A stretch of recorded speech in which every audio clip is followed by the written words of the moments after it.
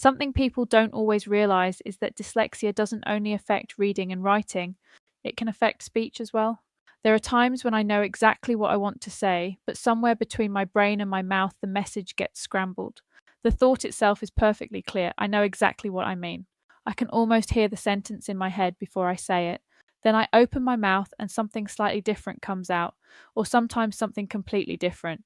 I've even had times where I've said a word that means almost the opposite of what I was actually trying to say. The worst part is that I don't always realize I've done it.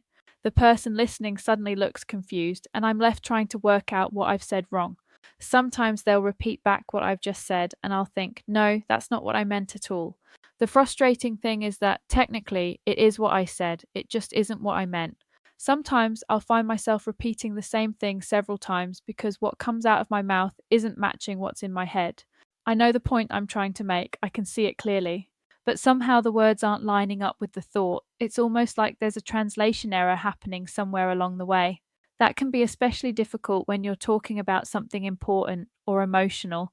If you're trying to explain how you feel, discuss something serious, or even have a disagreement with somebody, the wrong word can completely change how your message is received.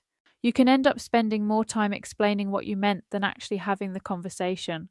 I think that's one of the reasons some dyslexic people can become quite careful with their words. You learn from experience that what's in your head and what comes out of your mouth aren't always guaranteed to be the same thing. People sometimes think you're making excuses when you say, that's not what I meant, but genuinely, it isn't what you meant.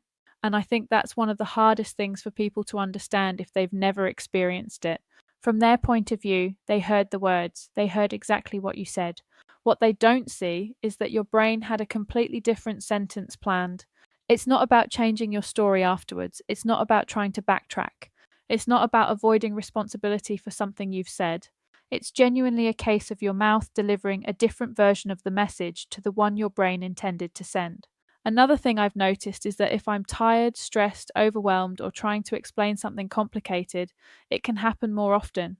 The harder my brain is working, the more likely it is that words get mixed up, missed out, or come out in the wrong order. Most of the time, it's harmless and can be quite funny.